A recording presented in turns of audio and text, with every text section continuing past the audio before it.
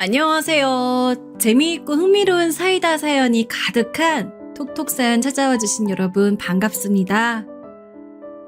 오늘도 두 가지 사연 준비되어 있어요. 그러니 나가지 마시고 끝까지 집중해 들어주세요. 자, 그러면 바로 시작할게요. 저는 톡톡사연의 나미입니다.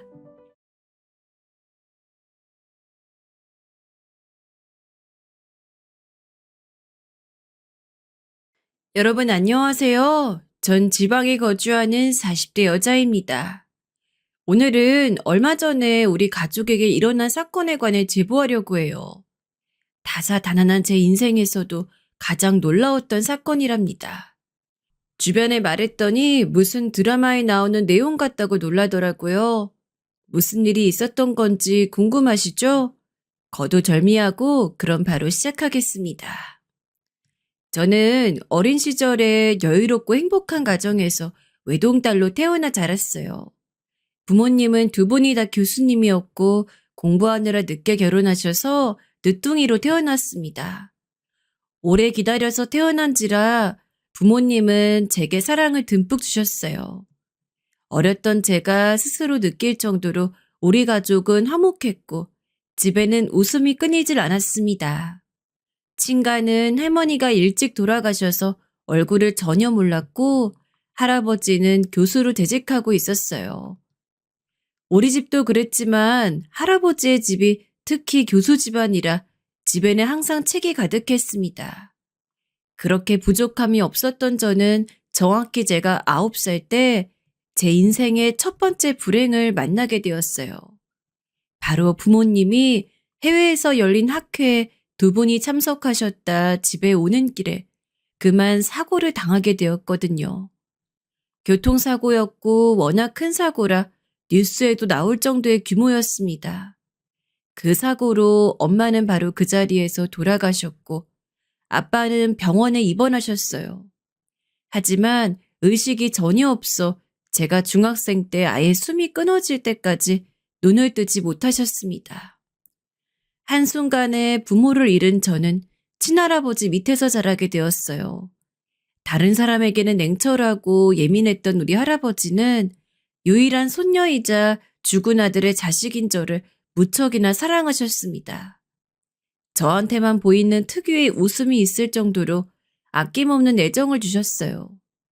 부모님이 남긴 재산도 있었고 무엇보다 우리 할아버지가 그 분야에서 모르는 사람이 없을 정도로 유명한 교수라 경제적으로 어려움은 전혀 없었습니다.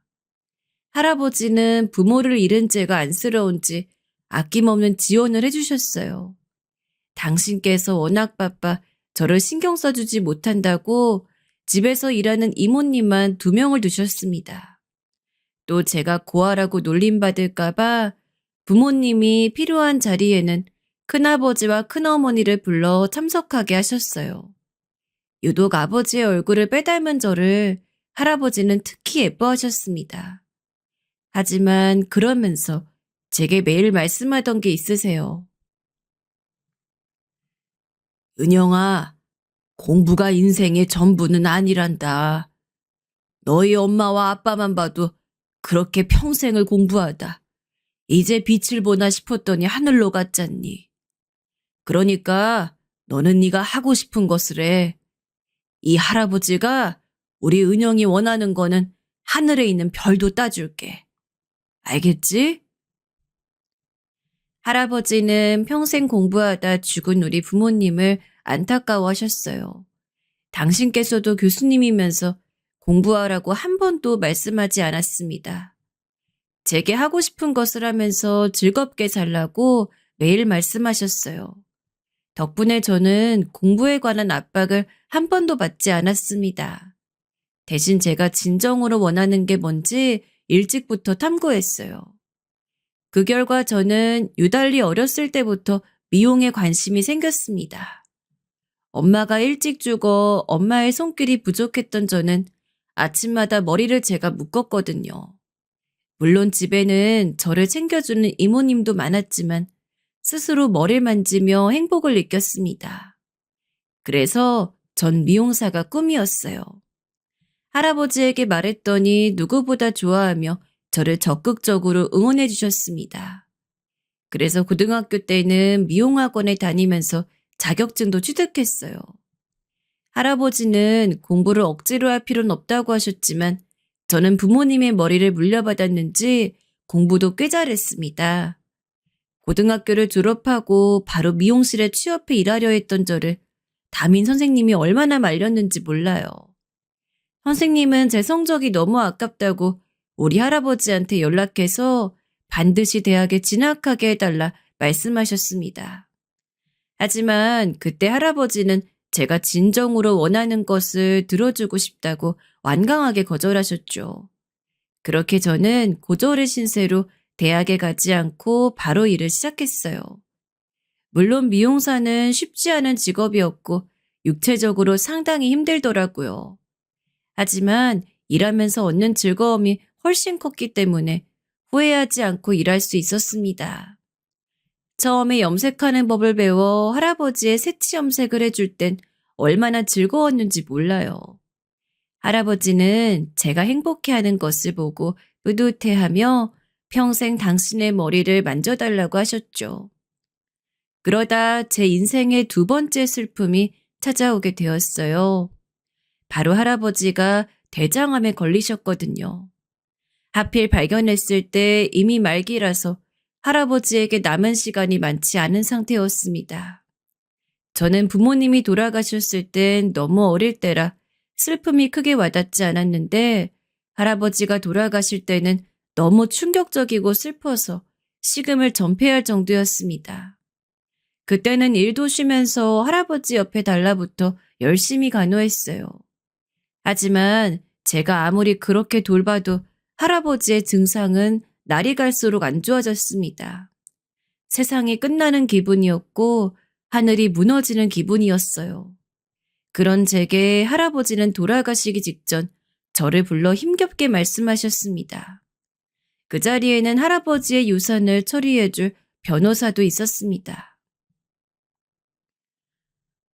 은영아, 할아버지가 네 앞으로 재산을 많이 남겼어. 이거 아무한테도 말하지 말고 혼자 간직해라.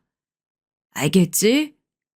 나중에 네가 아이를 낳을 때까진 남편에게도 비밀로 해. 우리 은영이 할아버지가 많이 사랑한다. 알겠지?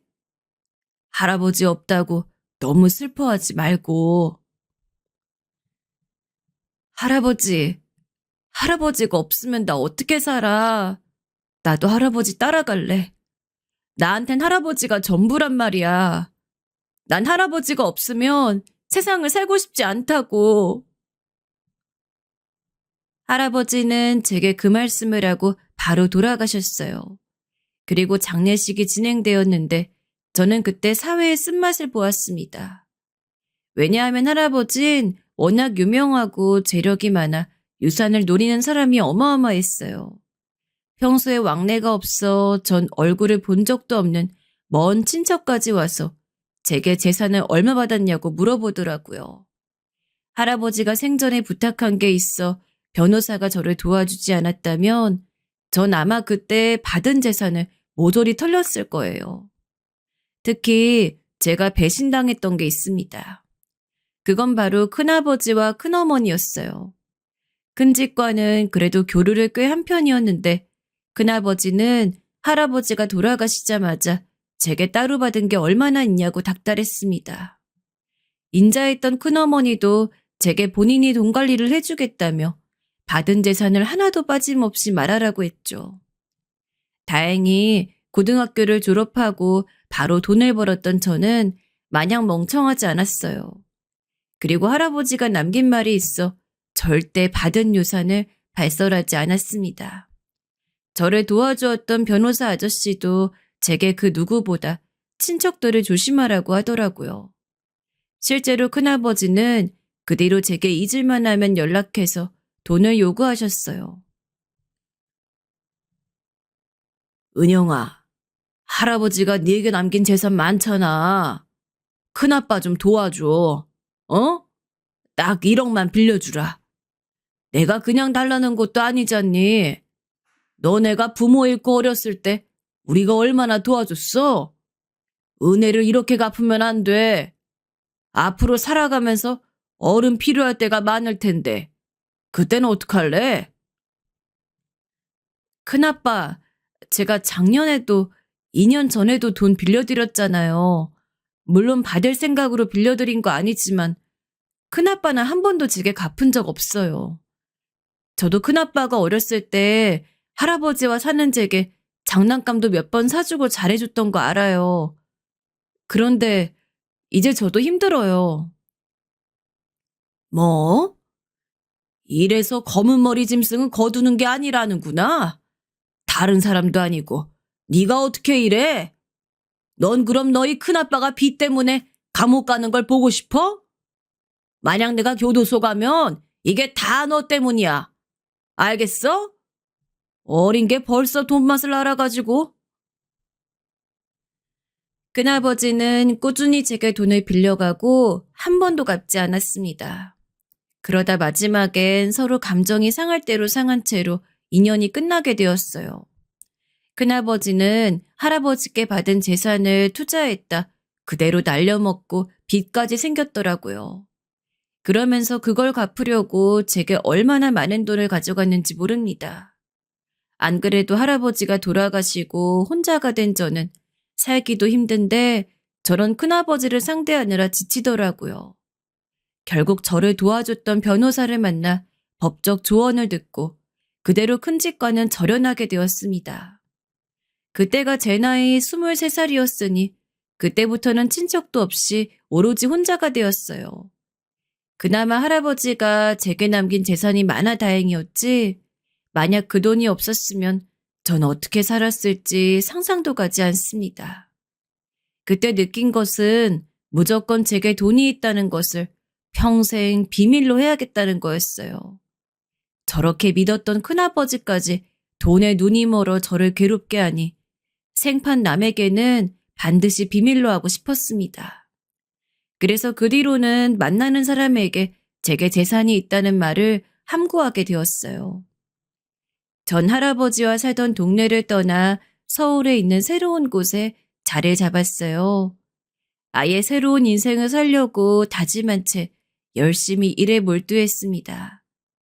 제 또래의 다른 사람들은 다 하는 연애도 하지 않고 새벽부터 자정까지 오로지 일만 했어요.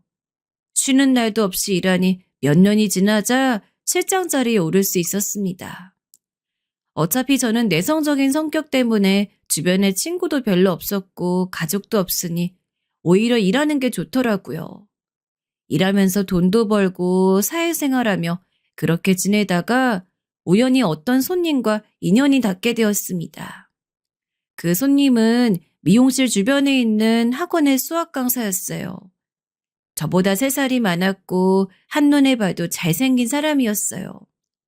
적극적인 공세에 저와 그 손님은 금방 사랑에 빠지게 되었어요.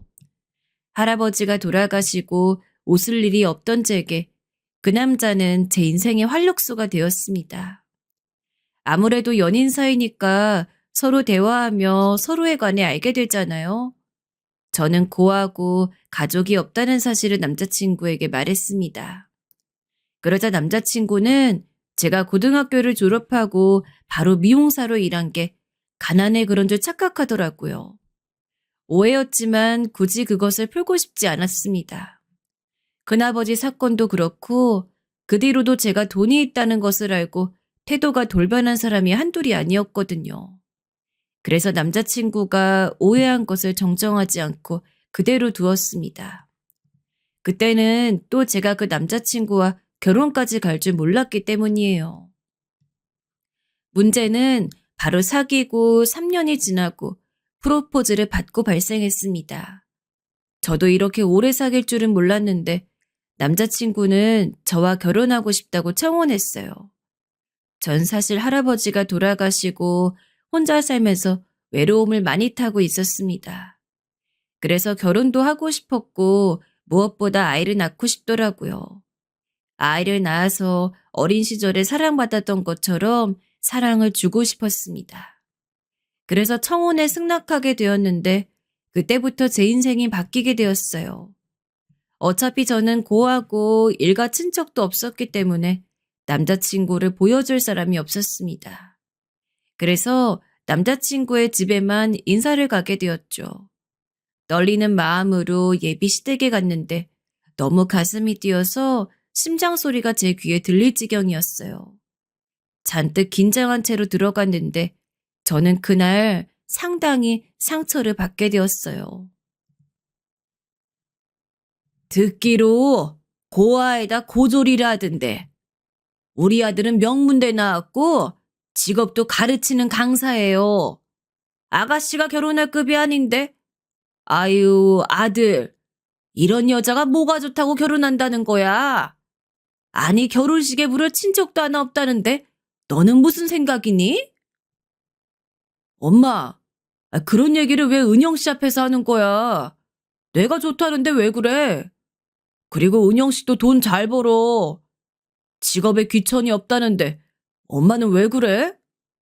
우리가 뭐 교수나 의사 집안도 아니고 그냥 서로 마음 맞으면 결혼하는 거지. 고아인 것도 싫고 고졸인 것도 싫다고. 내가 너 고졸하고 결혼하라고 그렇게 과외며 학연이며 뼈 빠지게 돈 벌어 시킨 줄 알아? 여보, 무슨 말이라도 해봐. 나 진짜 우리 장남이 저런 여자랑 결혼하는 거 절대 싫어. 저를 앞에 두고 시어머니가 될 분은 남자친구와 다투기 시작했어요. 형식상 밥이 차려져 있긴 했는데 한눈에 봐도 부실한 식단이었습니다. 그냥 집에서 먹는 반찬통에 콩자반, 김, 김치, 멸치볶음이 전부였어요. 물론 밥이 코로 넘어가는지 입으로 넘어가는지 저는 맛이 느껴지지 않았어요. 나중에는 저를 두고 싸워서 채까지 하게 되었습니다. 시어머니 될 분은 노골적으로 저를 위아래로 훑어보며 싫어하는 티를 내셨고 시아버지 될 분은 그저 침묵으로 일관하셨어요. 남자친구는 곤란한 티를 내더라고요. 사실 사회생활하며 고아에다 고졸인 신세로 차별을 워낙 많이 받았던 저는 그런 상황이 어색하지 않았습니다. 하지만 그래도 이런 조건이라도 받아주는 사람이 있지 않을까 기대했는데 역시나 현실은 현실이더라고요. 그날 밥을 먹고 나오는데 남자친구가 울면서 제게 미안하다고 빌었습니다. 전 이미 어느 정도는 예상했던 탓에 화가 나진 않았어요. 그게 남자친구의 잘못도 아니라고 생각했습니다. 그러나 부모님이 반대하면 그 역경을 딛고 결혼할 마음도 없었어요. 그래서 남자친구에게 우린 여기까지 하는 게 좋은 것 같다고 이별을 구했습니다. 그런데 남자친구는 이별을 받아들일 수 없다며 저와 결혼을 반드시 하고 싶다고 했어요. 그러더니 제게 시간을 달라고 하더라고요. 며칠이 지나고 남자친구는 제게 드디어 허락을 받았다 했습니다. 제가 도대체 어떻게 허락을 받았냐 했더니 시부모님을 모시는 조건으로 결혼하게 되었다 했어요. 시어머니는 몸이 약간 불편한 시아버지를 혼자 감당하기 힘들다고 같이 사는 것을 원하셨대요. 건강에 치명적인 이상이 있던 것은 아니었고 약간 거동이 불편하셨거든요. 아무튼 저는 결혼 허락을 받았다는 말에 너무 기뻤습니다. 더 이상 외로움을 느끼지 않아도 된다는 사실에 안도했어요. 결혼을 준비하며 저는 남자친구에게 제 재산이 얼마나 있는지 말할지 말지 얼마나 고민했는지 모릅니다. 결혼하면 서로 부부가 되는 거니 비밀이 없어야 하잖아요. 그런데 또 돈이 있다는 것을 말하면 태도가 돌변할까봐 걱정되었어요. 순간 돌아가신 할아버지의 유언이 생각났습니다. 할아버지는 제가 결혼해도 바로 재산이 있다는 것을 말하지 말라고 하셨잖아요. 그래서 그냥 제가 미용하며 번 돈만 말하고 제 앞으로 건물이 있다는 것은 절대 말하지 않았습니다. 결혼 준비하며 시어머니는 사사건건 제게 시비를 거셨어요. 드레스를 고르는 것부터 결혼식장의 날짜 등 모든 것을 마음에 들어 하지 않으셨습니다. 우리 집안 사람 되면 지켜야 할 게 너무 많어.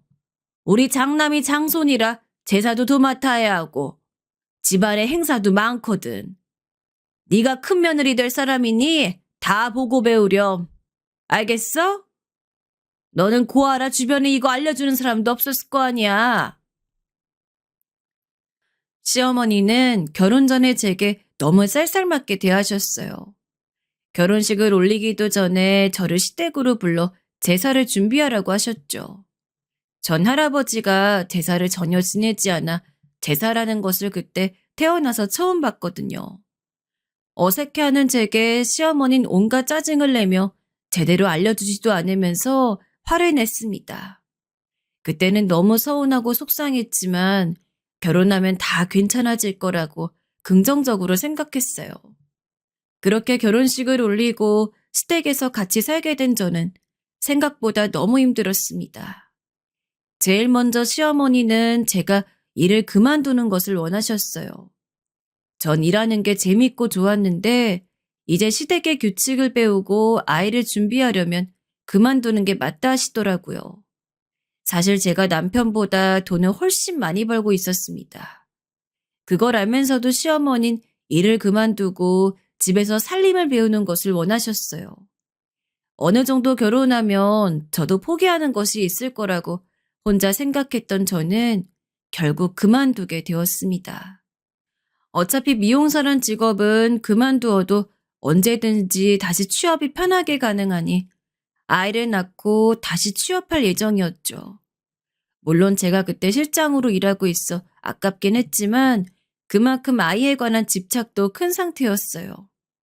일을 그만두고 시어머니에게 본격적으로 집안일을 배우는데 정말 아무것도 모르겠더라고요. 왜냐하면 저는 어렸을 때부터 집안일을 해본 적이 없기 때문입니다. 부모님과 같이 살 때도 할아버지 밑에서 자랄 때도 늘 일하는 이모님이 집에 2명이나 있었어요. 그리고 혼자 살기 시작했을 때도 일하느라 바빠 이모님을 불렀기 때문에 저는 청소나 빨래, 특히 요리는 전혀 몰랐어요. 그래서 시어머니에게 구박을 얼마나 받았는지 모릅니다. 시어머니는 제가 집안일을 전혀 못하는 게 답답한지 저를 보면 소리를 그렇게 지르셨어요. 저는 그런 시어머니의 행동에 상처를 많이 받았습니다. 그래도 신혼 때라 가만히 듣고 있었는데 그러다 보니 언제부터 울컥하더라고요. 그러다 사건이 하나 발생하게 되었습니다. 아유, 이 답답아. 넌 어떻게 밥하는 물을 아직도 못 맞춰? 이건 유치원 다니는 꼬맹이도 하겠다.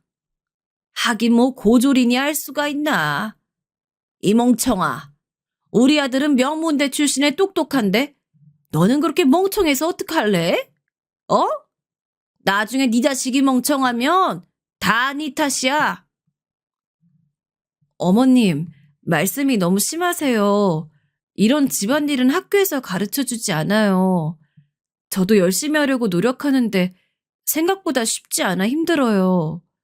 노력해서 빨리 늘 수 있게 할 테니까 너무 미워하지 마세요. 시어머니가 조언하면 그냥 알겠습니다 하면 되는 거야. 뭘 그렇게 따박따박 말대꾸야? 네가 잘했어? 애초에 네가 똑똑하게 잘했으면 이런 일도 없잖아. 하여간 말이 안 통해. 아유, 내가 벽이랑 얘기하는 게 낫지? 꼴도 보기 싫어. 아, 어머니, 그렇다고 저한테 사과를 던지시면 어떡해요? 제가 아무리 싫어도 이런 행동은 아니지 않아요? 제가 도대체 뭘 그렇게 잘못했어요? 시어머니의 구박에 참지 않고 말했더니 시어머니는 급기야 제게 사과를 던지셨어요. 사과에 맞은 저는 얼굴에 멍이 들게 되었습니다.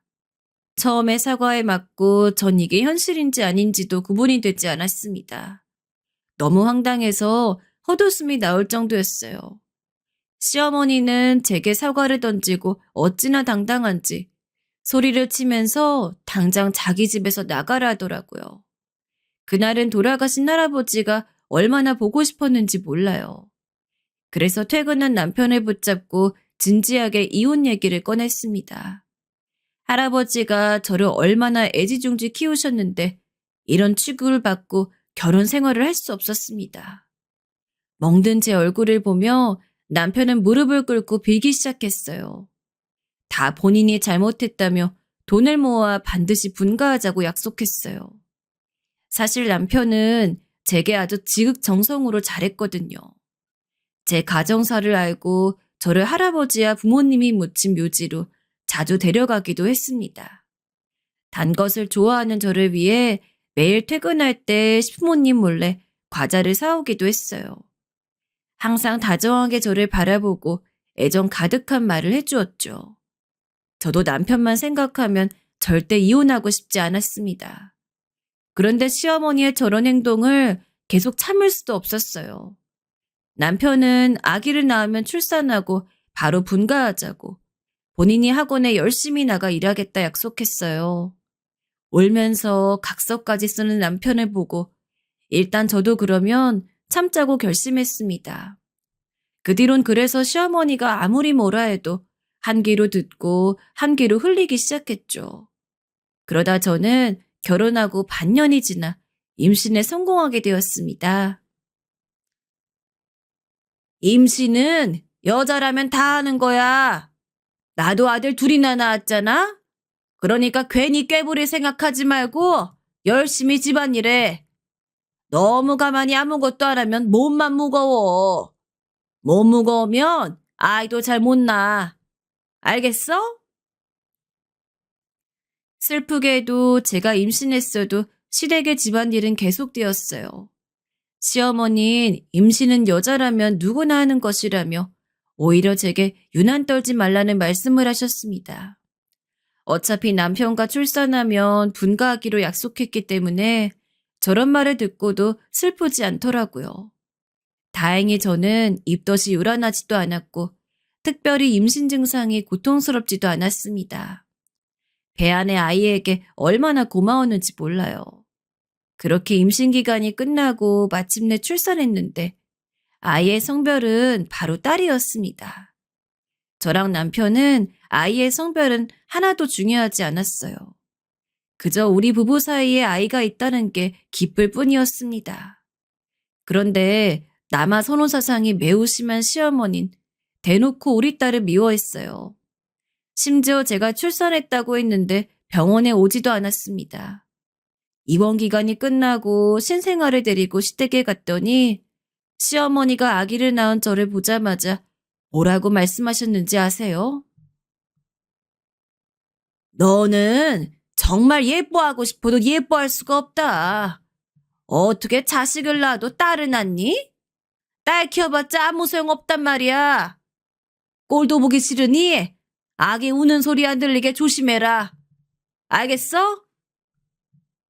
엄마, 지금 은영이 아기 낳고 제대로 회복도 못했어. 근데 왜 그런 말을 하는 거야? 우리 아기의 성별이 뭐가 중요해? 난 딸이라 오히려 좋아. 엄마가 그렇게 은영이를 보기 싫어하니까. 그럼 우리 나갈게. 뭐? 너 분명히 집에서 같이 사는 조건으로 결혼 허락했더니 지금 뭐라고 했어? 아이고, 착한 우리 아들을 저 못된 며느리가 이상하게 만들었네. 너무 속상해서 눈물 나온다. 너희 아버진 그럼 어떡하니? 시어머니는 손주인 우리 딸을 보자마자 꼴도 보기 싫다고 하더라고요. 저는 그동안은 시어머니가 아무리 저를 미워해도 눈물을 흘리지 않았습니다. 그런데 우리 딸에게 뭐라 하는 소리 듣자 눈물이 나오더라고요. 한 번 터진 눈물은 머리가 아플 정도로 오열하게 되었습니다. 우는 저를 보고 남편은 시어머니에게 따지기 시작했고 그렇게 집안은 난리가 났어요. 그걸 보고 시아버지가 그냥 분가하는 것이 서로에게 좋다고 독립할 수 있게 도와주었습니다. 시어머니는 약속과 다르다고 마구 화를 내셨지만 남편이 제 편이라 다행이었죠. 그렇게 독립한 저는 엄청난 해방감을 맛보게 되었어요. 집에 있어도 눈치 볼 사람이 없으니 얼마나 행복했는지 모릅니다. 시댁에서 시어머니와 살 땐 집에 있어도 우리 집 같은 기분이 전혀 안 들었거든요. 오히려 너무 불편해서 숨 쉬는 것도 힘들었습니다.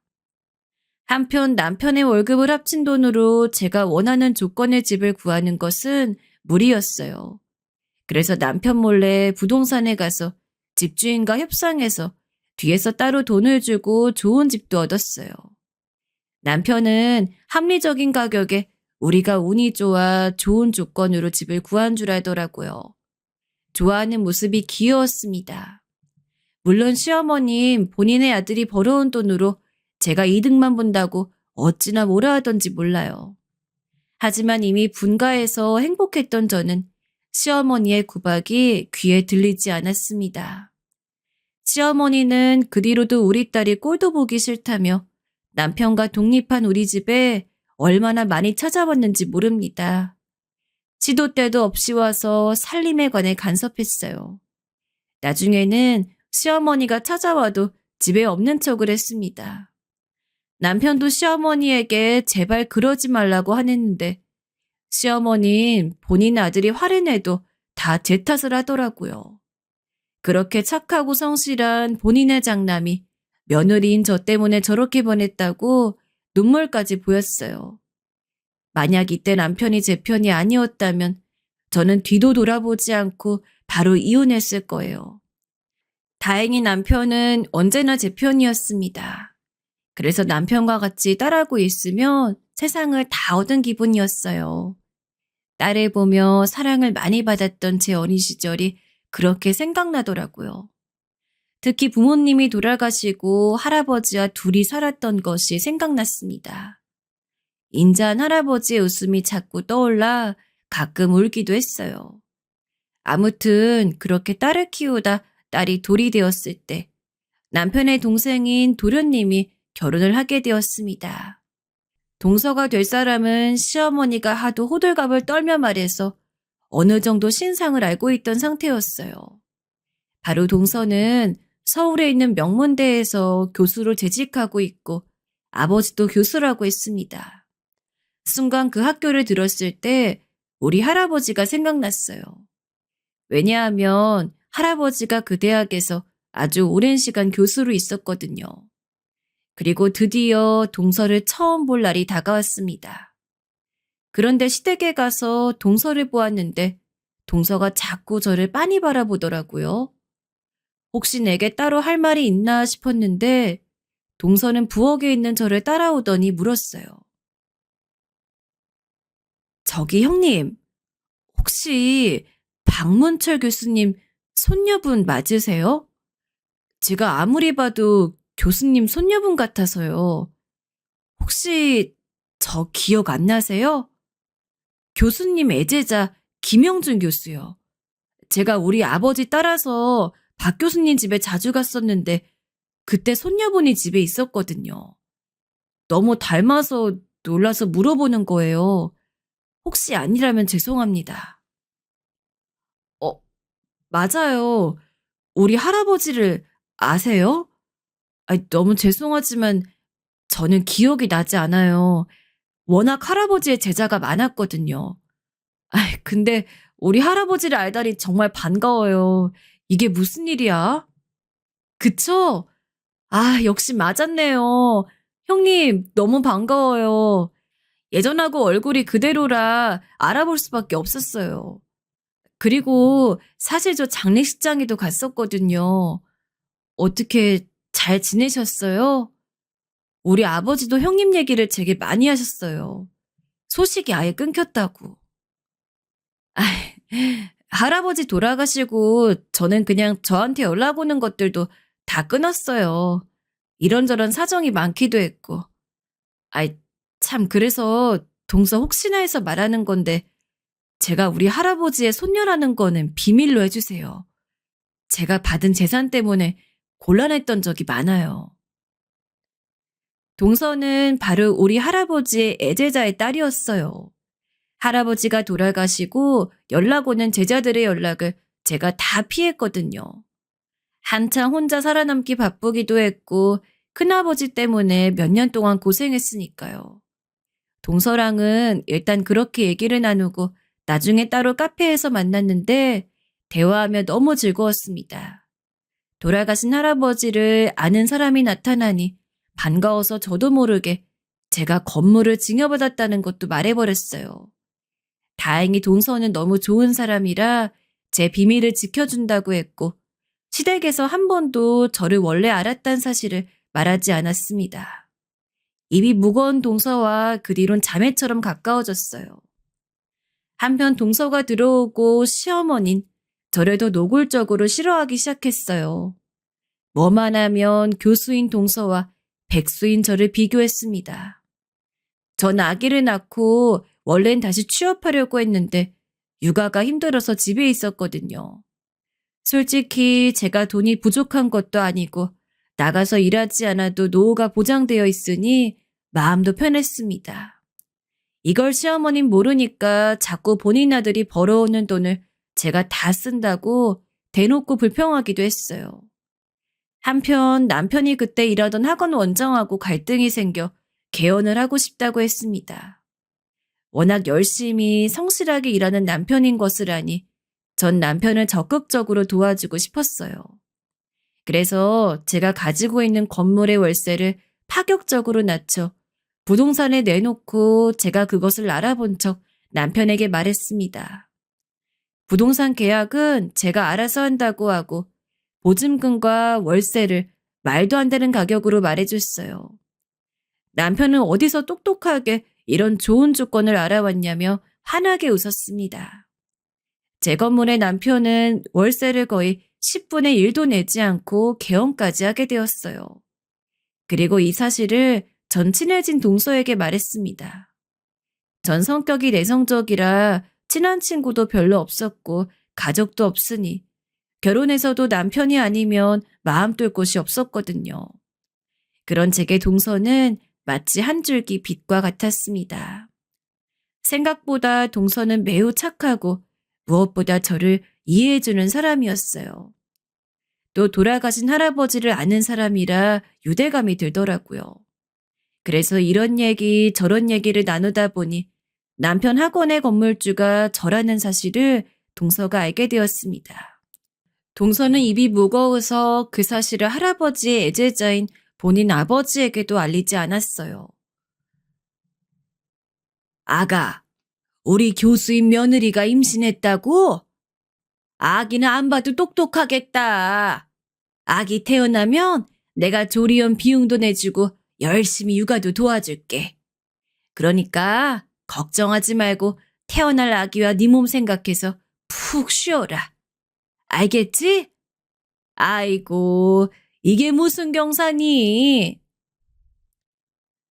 동서는 결혼하고 바로 임신했는데 동서가 임신하니 시어머니의 태도가 웃겼습니다. 제가 임신했을 땐 임신이 됐으냐고 비꼬던 시어머니는 동서가 임신하자 손수 몸에 좋다는 보양식을 준비하셨어요. 저와 달리 동서는 입덧이 심했는데 그런 동서를 위해 한약도 다려오셨더라고요. 이젠 서운한 마음도 있지 않았고 그런 시어머니를 보면 웃음이 나올 정도였습니다. 저는 절대 저렇게 늙지 말아야지 생각하게 되었어요. 하필 동서가 낳은 자식의 성별이 아들이라 시어머니는 대놓고 손주들을 비교하기 시작했습니다. 우리 귀여운 손자 웃는 것을 봐. 어쩜 이렇게 이쁠까? 할머니가 용돈 줄까? 아이고, 너무 귀여워서 깨물어주고 싶다. 웃는 걸 보니까 세상을 다 얻은 것처럼 기쁘네. 우리 손자 할머니가 평생 책임질게. 알겠지? 시어머니는 우리 딸이 시댁에 가면 본 척도 하지 않았습니다. 반면 시조카가 오면 버선발로 달려가 맞이했어요. 저는 그런 차별이 익숙하기도 하고 웃겨서 아무 말도 하지 않았습니다. 오히려 동서가 시어머니의 그런 행동을 부끄러워했어요. 시어머니의 노골적인 행동에 아들인 서방님도 얼굴이 빨개질 정도였죠. 가족들이 다 불편해하는데 시어머니는 아무렇지도 않게 손자만을 바라보았습니다. 같이 외식할 때도 손자인 시조카만 붙들고 옆에 딱 끼고 행동해서 식당 직원들이 이상한 눈으로 쳐다볼 정도였어요. 시댁 거실엔 우리 딸의 사진은 있지도 않았고 오로지 손자인 시조카 사진으로 가득했습니다. 누가 보면 우리 딸은 어디서 주워온 줄 알았을 정도였죠. 시어머니가 손자와 손녀를 너무 차별하니 남편은 본인의 엄마인데 시댁에 가는 것을 싫어했습니다. 그러다 아이들이 조금 크고 유치원생이 되었을 때 한 가지 사건이 발생하게 되었어요. 그날은 명절이라 시댁에서 온 가족이 모인 날이었습니다. 설날이라 우리 딸과 동서의 아들이 둘 다 한복을 곱게 입고 모였어요. 역시 시어머니는 손자인 시조카만 예뻐했어요. 동서와 저는 서로 상대의 아이가 너무 예쁘다고 사진을 찍기 시작했습니다. 그러다 세배할 시간이 다가왔는데 시어머니가 어떤 행동을 했는지 아세요? 바로 세뱃돈을 동서의 아들에게만 주었습니다. 그 행동을 보고 기가 막히더라고요. 자, 우리 예쁜 손자는 여기 봉투. 할머니가 우리 손자 생각해서 두둑하게 넣었어. 이걸로 맛있는 과자도 사 먹고 학용품도 사. 혹시라도 모자라면 언제든지 할머니에게 말해. 알겠니? 너희 엄마는 교수라 바쁘니까 할머니 집에 자주 놀러 와. 할머니, 저는요?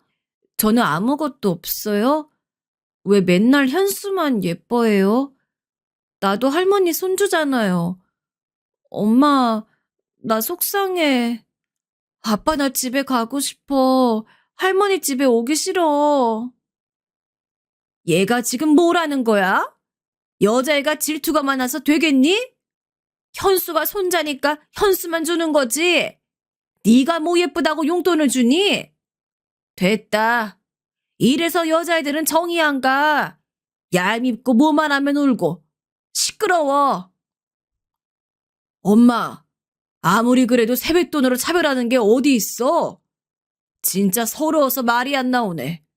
그렇게 교수인 재수 씨가 좋아? 이게 도대체 몇 년째 차별이야? 됐어. 은영아, 영지 데리고 나와. 집에 가자. 시어머니가 세뱃돈을 손자인 시조카에게만 주자 우리 딸이 그 모습을 보고 속상해서 울더라고요.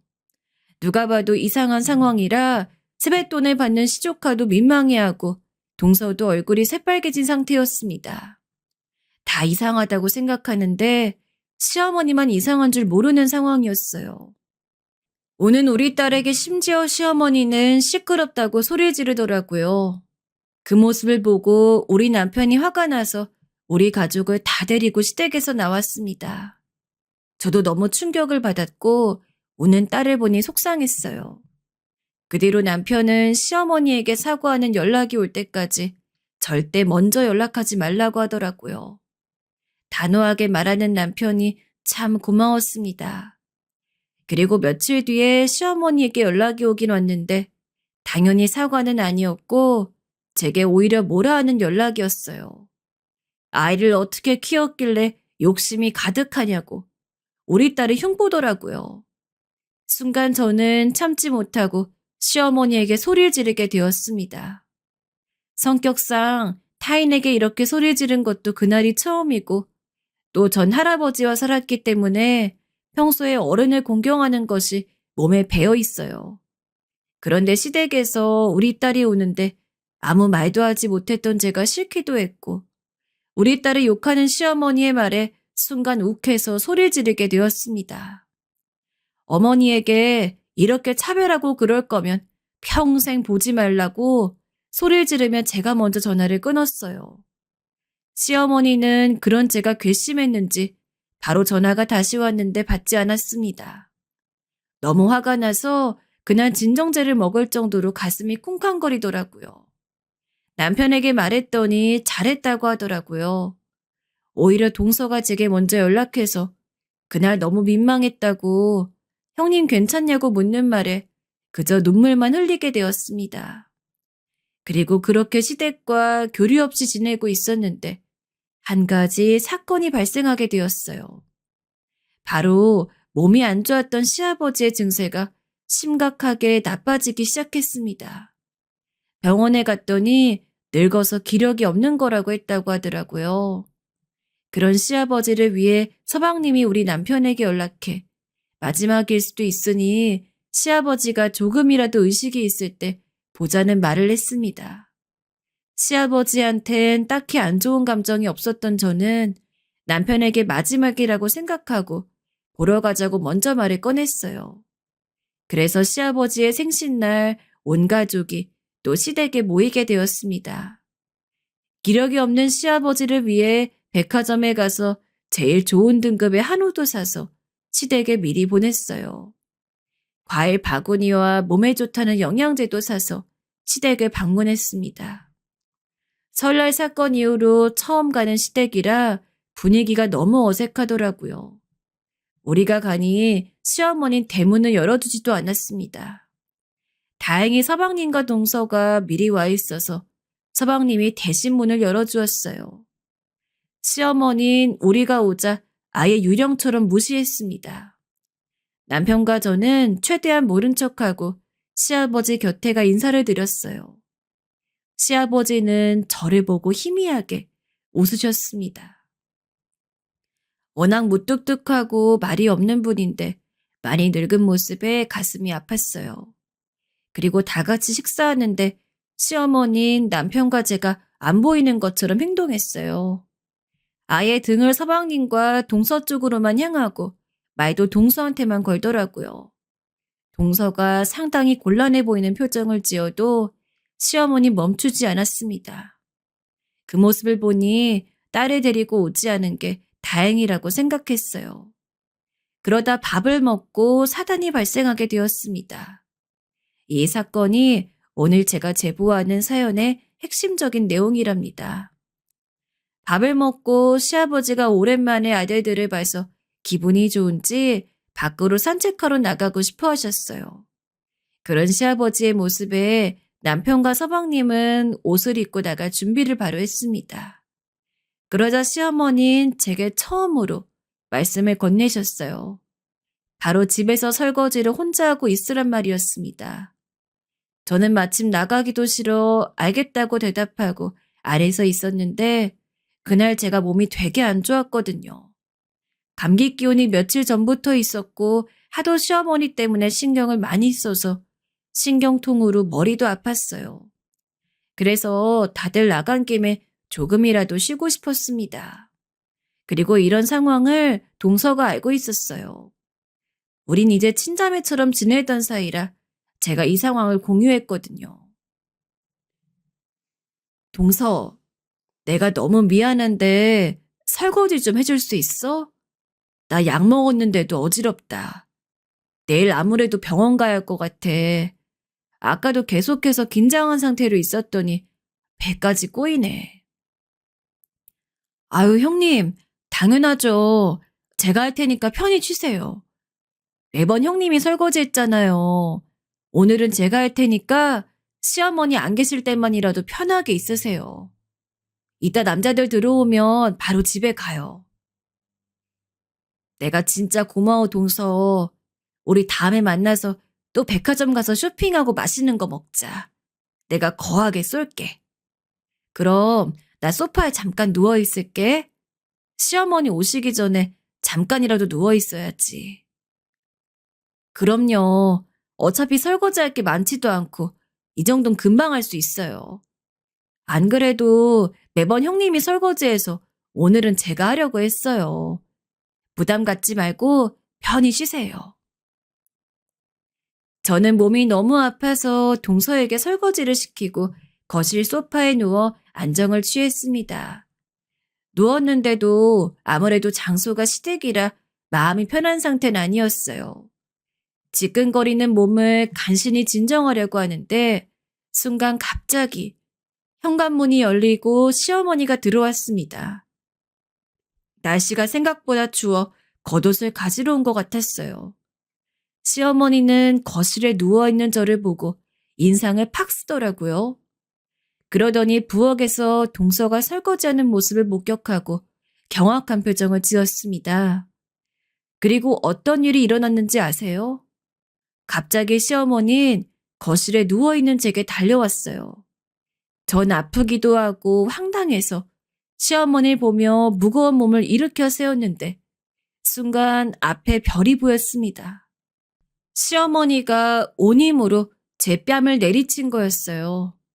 전 갑자기 별 안간 뺨을 맞아 당황하기도 하고 아프기도 하고 서러워서 맞은 뺨을 붙잡고 시어머니를 쳐다보았습니다. 동서도 부엌에 급하게 나오다가 그 광경을 목격했어요. 야, 이년아, 내가 너한테 설거지하라고 했지? 감히 고졸 주제에 명문대 교수님을 시켜? 둘째 며느리가 네 동서라고 아랫사람으로 부리는 거야? 급이 달라도 다른데 어디서 감히 주제도 모르고 이래? 고아에다 고졸인 네가 우리 장남돈으로 편하게 살면서 이제 설거지까지 안 해? 시어머니는 제게 씩씩거리며 막말을 내뱉기 시작했습니다. 그리고 순간 문이 열리고 서방님과 우리 남편이 집으로 들어왔어요. 또 시어머니가 제게 뭐라 하는 모습을 보고 남편은 표정을 굳혔습니다. 옆에서 아들들이 열심히 말리는데도 시어머니는 그 뒤로도 제게 얼마나 많은 욕을 했는지 몰라요. 소리를 지르면서 또 고와 고조를 언급하며 비방하기 시작했습니다. 그러나 저는 욕도 욕이지만 뺨을 맞은 게 너무 수치심도 들고 서러웠습니다. 순간 눈물이 저절로 나오더라고요. 설거지가 뭐라고 이렇게 시어머니에게 뺨을 맞고 욕을 먹어야 하는지 이해할 수도 없었습니다. 제가 서럽게 우는 모습을 보자 남편이 화가 나서 뭐라고 하려는 그 순간이었어요. 갑자기 동서가 시어머니 앞으로 가더니 소리를 지르기 시작했습니다. 늘 상냥하고 차분한 동서라 그 모습을 보고 시댁 가족들 모두가 놀랐어요. 물론 저도 깜짝 놀랐는데 동서의 말에도 놀라게 되었습니다. 어머니, 제발 그만하세요. 형님이 어떤 사람인 줄 아세요? 지금 아주버니 학원 건물주라고요. 그리고 형님 할아버지가 우리 아버지 스승이셨어요. 형님 부모님도 두 분이 교수였고요. 형님 절대 이렇게 하대받을 사람 아니에요. 뭐? 지금 그게 무슨 말이야? 그렇게 대단한 집안의 자식이 왜 고졸인데? 지금 일부러 나한테 이러는 거지? 아가, 너도 저 여우 같은 애한테 당했구나. 내가 바본 줄 알아? 형님, 제발 사실을 말하세요. 옆에서 지켜보다 제가 다 화가 나서 이제 더 못 보겠다고요. 형님 앞으로 재산이 수십억도 넘잖아요. 도대체 왜 이런 취급을 당하세요? 동서의 말에 시어머니는 처음에 믿지 않더라고요. 그러자 저는 그냥 있는 사실을 털어놓기로 했습니다. 살면서 제가 재산이 많아 받았던 억울한 기억들 때문에 타인에게 말하지 않았던 건데 시어머니의 노골적인 차별과 무시를 더 참을 수 없었어요. 하늘에 계신 우리 부모님과 저를 너무 사랑했던 할아버지도 이 광경을 보면 화가 나실 테니까요. 그래서 그 자리에서 핸드폰을 켜서 은행 어플에 있는 잔액을 보여줬습니다. 그랬더니 시어머니는 갑자기 그 자리에 주저앉았어요. 시어머니뿐만이 아니고 시아버지와 서방님, 그리고 마지막으로 우리 남편까지 다 놀라서 난리가 났어요. 동서의 도움으로 결국 기필코 숨겨왔던 제 정체를 말하게 되었죠. 시어머니는 제게 뺨을 때린 사람이 맞나 싶을 정도로 제게 굽신거리기 시작했습니다. 그동안 제 이름도 부르지 않았던 사람이 아가라고 부르면서 그동안 미안했다고 하더라고요. 일단 너무 그날은 정신적 소모가 심해서 남편을 이끌고 집으로 왔습니다. 남편은 집에 오면서 그게 다 사실이냐 묻더라고요. 본의 아니게 남편을 속였으니 미안하다고 하면서 실제로 제가 가진 부동산을 숨김없이 말했어요. 또 남편은 자세히 모르던 할아버지도 소개하고 동서와의 인연도 설명했습니다. 동서와 유독 잘 지낸 이유를 말하자 남편은 너무 놀라 어안이 벙벙하다고 하더라고요. 그동안 제가 살아왔던 경험을 말하며 일부러 말하지 않은 이유를 설명했어요. 그랬더니 고생 많았다며 저를 위로해 주더라고요. 그런 일이 있었구나. 나는 당신이 그런 사정이 있는 줄 몰랐어요, 뭐. 이제 우리 집엔 당신이 불편하니 가지 마. 아버지 돌아가시면 장례식에만 참석하고 우리 엄마가 연락 와도 그냥 받지 마. 우리끼리 행복하게 살자. 나중에 당신에겐 당연히 말하려 했는데 어쩌다 보니까 시기를 놓쳤어. 그동안 말 안 한 거 미안해. 앞으로 이 돈으로 우리 딸 키우면서 하고 싶은 거 다 하며 살자. 남편은 시어머니가 제 뺨을 때린 것에 관해서 본인이 대신 사과했어요. 그리고 시어머니와는 그렇게 연락이 끊기게 되었습니다. 물론 시어머니는 우리가 사는 집까지 찾아와서 본인을 한 번만 만나달라고 사정했어요. 본인이 다 잘못했다고 엉엉 울기까지 하더라고요. 제 뺨을 때린 사람이 맞는지 너무 다른 모습에 남편과 저는 없는 전까지 다 떨어졌습니다. 실제로 얼마 뒤에 시아버지가 돌아가셨는데 저는 그 장례식을 제외하고 시댁에 전혀 방문하지 않았어요. 시어머니는 안타깝게도 동서도 더 시댁에 가지 않아 가족들에게 완전히 버림받게 되었습니다.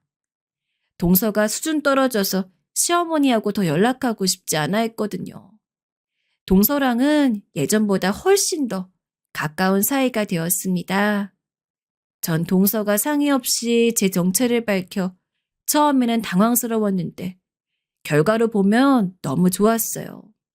언제 밝힐지 그것도 고민이었는데 동서가 한 번에 해결해 줬으니까요. 동서랑은 지금도 친자매처럼 거의 매일 연락하며 행복하게 지내고 있어요. 할아버지의 제자인 동서 아버지하고도 만났어요. 우리 할아버지를 기억하는 사람하고 교류하니까 확실히 제 마음도 편해졌습니다. 지금은 그래서 아무 걱정 없이 너무나도 행복한 날들의 연속이에요. 시어머니인 시아버지가 돌아가시고 자식들과 며느리들에게 버림받고 혼자 외롭게 지내고 있습니다.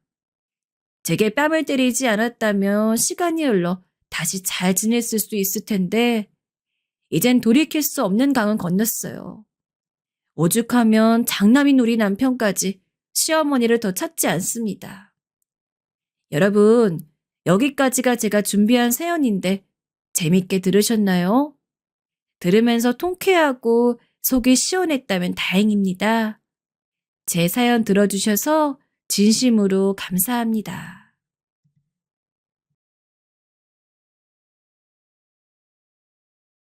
안녕하세요. 나이 60을 넘기고 나니 제 인생 이야기를 그 누구에게라도 한번 풀어보고 싶어서 이렇게 사연을 남깁니다. 부족한 글솜씨지만 여러분께서 제 살아온 이야기 한번 들어봐 주신다면 참 고맙겠습니다. 제가 어렸을 적 저희 집은 너무 가난했습니다. 위로 오빠 한 명, 아래론 동생 둘이 있었습니다. 저 혼자 딸이었고요. 부모님께서는 가난한 살림에 아이들 공부시키자니 아들들은 몰라도 저까지 공부시키는 건 너무 힘드셨나 봅니다. 그래서 전초등학교도 나오지 않았습니다. 그렇게 부모님 농사일 거들고 집안일하면서 크다가 19살이 되었을 때 동생들 뒷바라지도 하고 집에 돈도 좀 보탤 겸 근처 공장에 취직했습니다. 그것도 초등학교도 안 나오면 못한다고 해서 몰래 속이고 들어간 곳이었지요.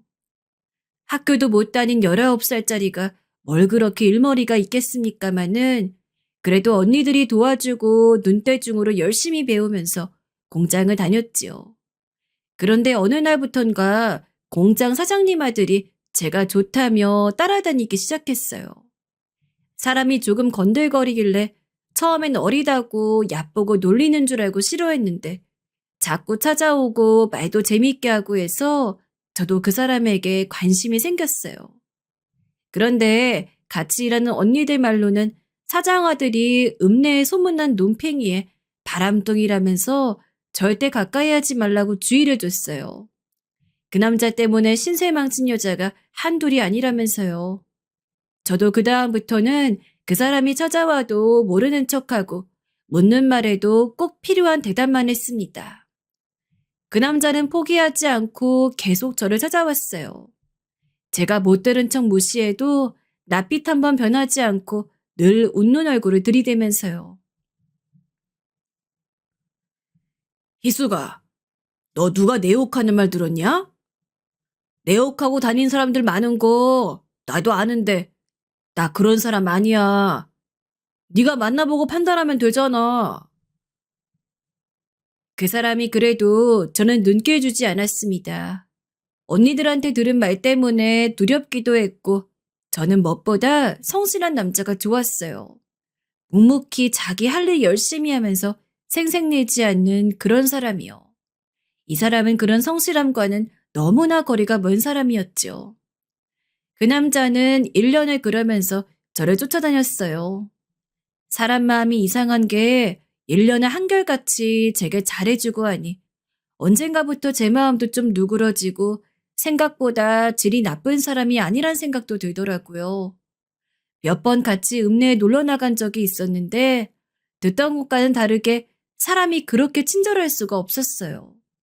배려도 잘해주었고 제 마음도 잘 알아주었고 말도 은근히 잘 통하는 것 같았죠. 그런 시간들이 이어지다 보니 저도 어느새 그 남자를 마음에 두게 되었고 언니들의 만류를 물리치고 그 사람을 만나기 시작했어요. 참 재밌고 행복했어요. 연애라는 걸 처음 해봐서 온갖 것들이 신기하고 새로웠고 공기마저 다르게 느껴지는 하루였지요. 문제는 만난 지 3개월 만에 덜컥 임신이 되어버린 거였어요. 그 사실을 안 오빠는 난리가 났죠. 무조건 애를 지워야 된다는 거예요. 아이도 하나의 생명인데 그때는 아무것도 모르니 수술이니 뭐니 그런 것도 겁났고 왜 멀쩡한 애를 지우자는 건지 이해도 안 되어서 전 때려 죽어도 그렇게 못한다고 버텼어요. 이대로 집에 들어가도 맞아 죽는 건 매한가지니 그냥 나차고 난리를 쳤습니다. 오빠, 이왕 이렇게 된 거 아이도 하늘의 뜻이라 생각하고 잘 낳고 사면 돼. 왜 지우자는 말부터 하는 거야? 야, 이희숙, 결혼이 장난이냐? 난 너랑 살 생각 없다고. 아직 가정 꾸릴 능력도 없어. 그런 건 차차 같이 해결해 나가면 되지. 싫다고. 결혼하기 싫어. 난 아직 젊어. 그 소리를 들으니 그만 눈이 돌아가더라고요. 그때까지는 울고불고 애원했었는데 결혼 안 해주면 경찰서에 신고하고 다 할 거라고 고함을 쳤어요. 저도 아이를 포기할 수가 없었거든요. 제가 소리를 지르고 대드니까 오빠도 무서웠는지 알았다고 하고는 며칠 뒤에 저를 집에 소개시켰어요. 처음 신부님들을 뵌 날은 아직도 기억에 남아요. 저를 보는 싸늘한 눈빛과 뾰족한 인상은 절로 사람을 얼어붙게 만들었지요. 저는 침을 꼴까닥 삼키며 해야 할 말들을 정리해 나갔습니다. 역시나 신부님들은 임신결혼 소리가 나오자마자 벌컥 화를 내기 시작했어요. 시아버지는 무슨 사장 아들씩이나 돼서 공장 직원이랑 결혼이냐고 얼굴이 벌개져 오빠에게 소리쳤고 시어머니는 오빠를 쥐어박으며 가만히 있으면 어련히 알아서 좋은 자리 선봐줄 텐데 설치고 다닌다고 혼을 냈어요. 더 들어봐야 답도 안 나올 것 같았습니다. 그래서 당돌하게 보일 테지만 제가 먼저 신부님께 입을 뗐어요. 어머니, 아버지, 저 애 낳을 거고요. 만약에 책임 안 져주면 우리 아버지도 가만히 안 있을 거예요. 그리고 온 동네에 소문 다 내고 다닐 거니까 결혼시켜주세요. 제가 당차게 나가니까 두 어른들은 기가 막히단 표정으로 저를 쳐다봤어요. 어디서 너까지 꽤 우리 아들을 넘볼 수 있냐 생각들을 하고 있었을 테죠. 하지만 그러거나 말거나 제가 남의 애를 뵌 것도 아니고 그때는 저도 곱다는 소리도 많이 들었고 저 좋다는 사람들도 많이 있었기 때문에 왜 오빠만 귀중하고 아깝고 그런 건지 이해가 되지 않았습니다. 물론 신분의 차이는 있었지만 그런 거에 기죽지 않았지요. 아무튼 저는 그렇게 제 의지대로 남편과 결혼을 하게 되었어요. 남편 입장에서 어떻게 보면 원치 않은 결혼을 한 셈이지요. 결혼하겠다고 달려든 건 지금도 후회가 없는데 결혼 생활은 순탄치가 않았어요. 어쩌면 예상했어야 할 일이긴 했지만 제가 상상하던 그 이상이었어요. 남편은 신혼부터 인상을 찌푸리고 앉아있지. 시댁 식구들은 무슨 못 들어올 사람이 들어온 것 같이 저를 취급하니 당당하던 기세의 사람도 점점 약해지더라고요. 이 집에 들어와서 아들 낳아준 사람인데 좀 버티면 나아지겠지 생각했지만 남편은 결혼한 지 몇 년 되지도 않아 집에도 안 들어오고 바깥으로 나다니기 시작했어요. 남편에 대해서 떠돌던 소문이 거짓말이 아니었던 게 저 만나기 이전부터 남편을 거쳐간 여자들이 엄청 많았다고 해요. 애 생기고 지우라고 해서 신세 망친 여자도 있고요. 직접 물어본 적은 없지만 이미 근방에 소문이 다 났고 누가 일부러 그런 소문을 지어낼 리도 없으니까요. 결혼하고 나면 좀 나아질 줄 알았지만 읍내로 나다니며 여자 만나고 술 마시고 다닌다는 소문이 제 귀에까지 들렸어요. 정말 미치고 환장할 노릇이었죠. 어느 날은 제가 밥을 짓다 너무 화가 나 들어온 남편에게 버럭 소리 질렀어요.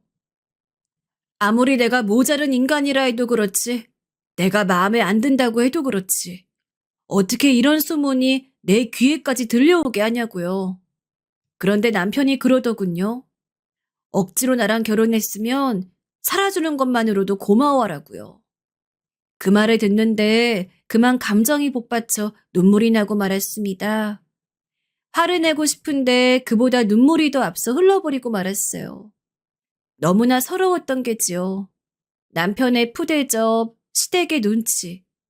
아이 하나 보고 결혼했지만 그래도 정으로 살고자 했는데 매일 바깥으로 나돌아다니며 나를 무시하는 남편이 너무도 원망스럽고 미웠습니다. 남편뿐이 아니었어요. 시댁에서도 저를 사람 취급 안 하기 시작했습니다. 우리는 너 며느리라 생각지도 않으니까 명절이고 뭐고 오지 마라. 동네 사람 보기 여간 창피해야 말이지. 너는 귀도 없니? 부잣집 아들 노려서 애외고 며느리 했단 소리 듣고 있는데 무슨 낯으로 여기로니? 어머니, 제가 못 믿어오신 거 알겠지만 그래도 제 아들 엄마예요. 이 사람 아내이고요. 언제까지 절 피하시려는 거예요? 저도 이 집 며느리예요. 누가 며느리야 며느리긴. 단단히 착각하는 모양인데 난 너 같은 며느리 둔 적 없다. 네가 앱에서 어쩔 수 없이 받아준 거라고. 너도 알고 있지 않니? 그러니 이제 내가 부탁하마. 그만 와라. 네 얼굴 보면 내가 있던 밥맛도 다 떨어져. 당시 친정어머니께서 사돈어른 갖다 드리라며 떡을 챙겨주셨어요. 그런데 시어머니는 그 떡을 모조리 땅바닥에 던져버리며 한 번만 입 깎아 가져오면 더 심한 꼴을 보여주겠다며 으름장을 놓으셨습니다. 저는 말이 칼보다 날카로울 수 있다는 걸 그때 처음 알았어요. 시어머니의 말에 전 온몸에 상처를 입은 듯 비틀비틀 시댁 밖으로 걸어 나갔고 쫓겨나다시피 집으로 돌아와선 엉엉 울고 말았습니다. 그 후부터 남편과 아들만 시댁에 갔지요. 그렇다고 명절에 혼자 친정에 갈 수도 없어 전 늘 명절을 혼자서 지냈습니다. 어머니와 아버지가 아시면 속상해 하실까 봐요. 혼자 보내는 명절은 쓸쓸하고 외롭긴 했지만 어느 면에선 편하기도 했습니다. 남편 얼굴 안 봐도 되고 오롯이 혼자 있는 시간이기에 편하게 발 뻗고 잘 수 있었지요. 이 사연을 들으시는 분들은 저를 밀어나다 생각하실 수 있겠지만 그래도 저는 아이를 생각해서 남편과는 잘 지내보려고 노력했어요. 그런데 그러던 어느 날 남편이 바깥으로 돌며 만나던 여자가 저희 집을 찾아온 거예요. 남편의 본명을 부르면서요. 나 우리 그 이 만나러 왔는데 지금 없어요? 저기요. 여기서 무슨 추태예요? 당장 안 나가요? 그 사람 가정 있는 유부남이에요. 지금 내 아들도 이 집에 있다고요. 아, 누가 그거 모르나? 그 사람이 다 말해줬어요. 알고 만나는 건데 우리? 몰랐구나? 나가라고요. 술에 잔뜩 취해 혀가 꼬인 발음으로 주저리 말하던 여자를 보고 있자니 우라통이 터졌습니다. 남편을 향해 품고 있던 희망이 송두리째 날아가는 기분이었죠. 저는 그만 분노를 이기지 못하고 여자의 머리채를 잡아버렸습니다. 때마침 남편이 들어오더군요. 아이씨, 당신 미숙이한테 이게 뭔 교양머리 없는 짓이야? 아, 그거 못나? 미숙이? 당신 지금 바람핀 여자 이름 부르면서 이 여자 편드는 거예요? 정말 미쳤어요? 놓으라고 얼른 그 손! 남편은 미숙이란 여자를 구한답시고 저를 밀쳤고 그 바람에 저는 벽에 머리를 꽝 부딪히고 말았습니다. 그 소리가 얼마나 컸던지 미숙이란 여자마저 놀라더군요. 하지만 그 여자가 아프다면서 남편에게 징징대자 남편은 저를 무슨 몹쓸 짓 한 사람처럼 본 후 여자를 데리고 나가버렸습니다. 그리고 이 광경을 제 아들이 모두 보고 있었지요. 지옥은 여기서 끝나지 않았습니다. 남편은 그날 그 여자가 가고 난 후 남자가 여자 좀 만나고 돌아다닐 수 있지 어디서 남편 하는 일에 일일이 간섭하면서 저를 호되게 구박했고 그걸 또 시댁에 말해 시어머니까지 납시게 했습니다. 예, 내가 말하지 않았니? 너 이 집 며느리 아니라고. 넌 우리 집 사람이 아니야.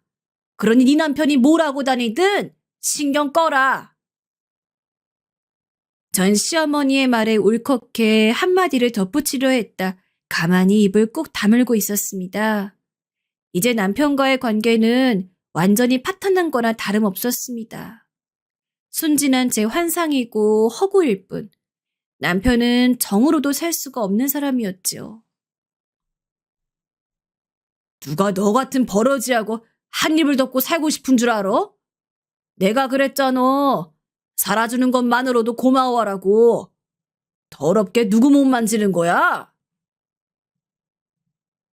제가 추워서 남편 쪽에 가져간 이불을 제 쪽으로 끌어당겼는데 남편 입장에선 또 그걸 어떤 꼬드김으로 받아들였나 봅니다. 자기 몸에 손대지 말라고 버럭 화를 내는데 정말 황당하고 어이가 없더라고요. 그 뒤론 저도 화가 나서 그때부터 각방을 쓰기 시작했습니다. 그때가 아들이 7살이던 해였어요. 어린 아들은 가끔씩 제게 묻곤 했습니다. 엄마, 아빠가 엄마한테 왜 자꾸 화를 내? 그냥 엄마가 잘못해서 그래. 엄마가 뭘 잘못했는데? 그냥 다. 이 모든 일은 제 나이가 30도 못 됐던 때에 생겼습니다. 그런 대접을 받고 사니 자존심이라고는 나만 할 게 없고 사람이 점점 시들더라고요. 그래도 믿을 건 자식 하나란 생각으로 아들만 보고 열심히 살았습니다. 아들은 다행히 중학교 들어서기 전까지 저를 무척이나 사랑하고 따랐답니다.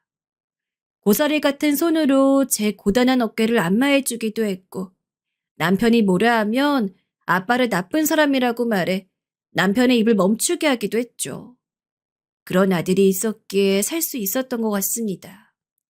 그런데 아들이 중학교에 들어가면서부터 사춘기가 온 거지 변하기 시작했습니다. 우선 말이 없어졌어요. 제가 말을 걸어도 대꾸하지 않기 일쑤였고 저를 무시하기까지 했습니다. 엄마니까 아들이 저녁밥 먹고 나면 오늘 숙제는 다 했니? 내일 뭐 챙겨갈 거 없고? 하면서 물어볼 때가 있죠. 그러면 아들은 그런 제가 귀찮았는지 그냥 내가 알아서 하게 좀 냅둬. 하고 말하더군요. 처음 그 말을 들었을 땐 가슴이 터질 것 같았어요. 그런 말을 하는 아들을 혼내기도 했고 왜 이리 변했냐며 몰아붙이기도 했습니다만 아들과의 사이는 점점 멀어질 뿐이었습니다.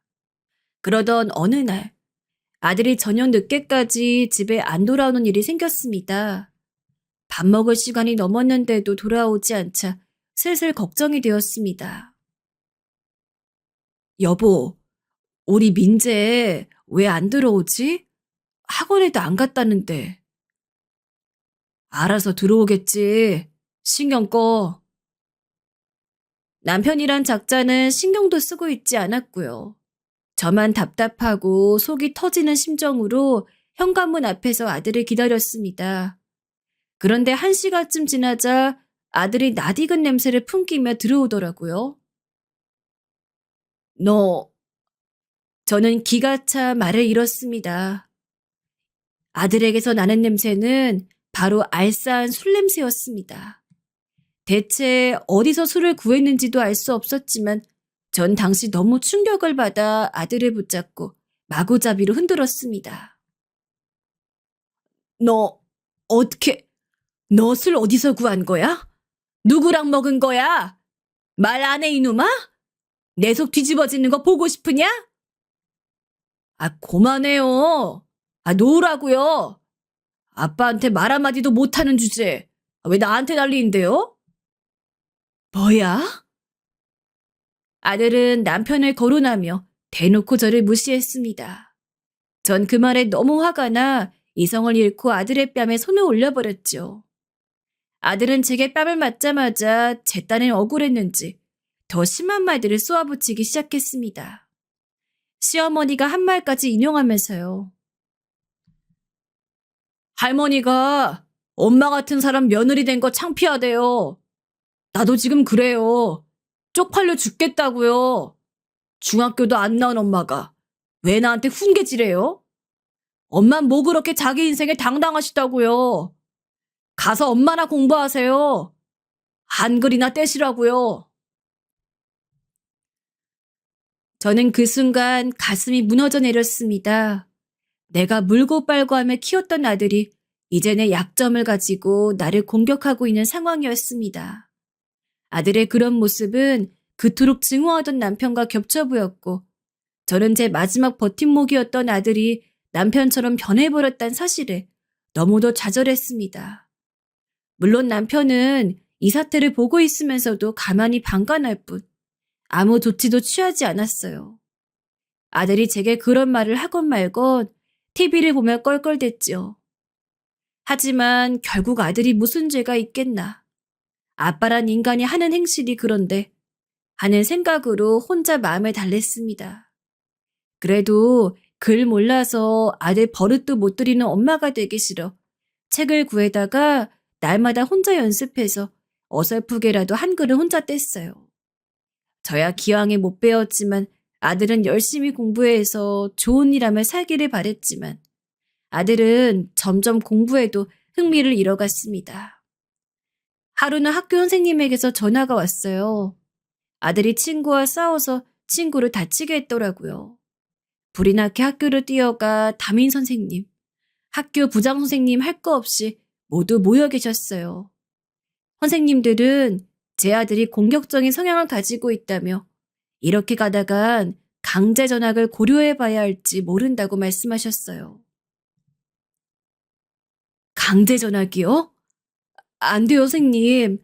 제발 한 번만 용서해 주세요. 우리 민재 원래 착한 아이였어요. 요즘 사춘기가 와서 그래요. 어머님, 이러신다 될 일이 아니고요. 피해자 부모와 일단 이야기도 하셔야 하고요. 제가 얘기할게요.